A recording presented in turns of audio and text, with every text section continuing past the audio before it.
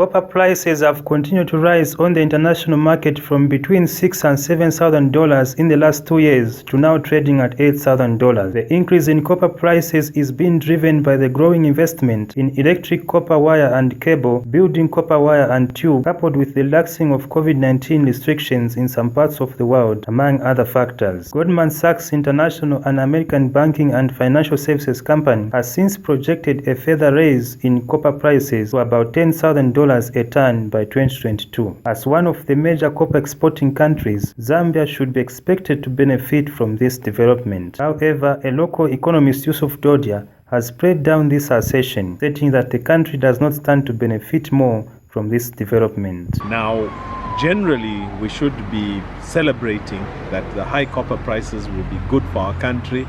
We shall get more resources out of it. We should be able to build our country. But the reality on the ground is we don't benefit from copper prices. We don't benefit from the value or increased value of copper. What we see is the mining industry employing a few more people. We see the mining industry expanding their smelter capacity so that they can process the copper which comes out of our mines in Zambia, and of course process the copper from our neighboring country, which is DRC.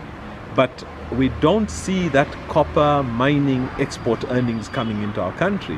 And in 2021, $8 billion worth of copper, which is anticipated, is not going to come into our country.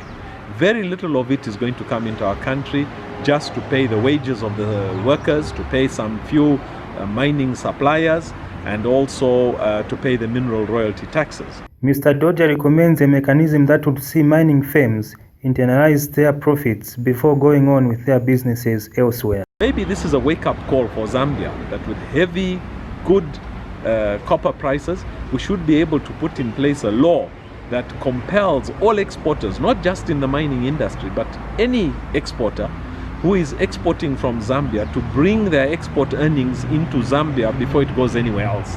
So we are not saying that the copper mining industry's money should be locked up in Zambia. No, we are saying the copper comes from Zambia. When it leaves the country, it should be replaced by US dollar export earnings. Certainly, even as the country explores avenues to diversify from mining, measures must be put in place to ensure that maximum benefits in the meantime are realized from this sector. Reporting for Muvi TV News, I'm Afias Kaptula in Lusaka.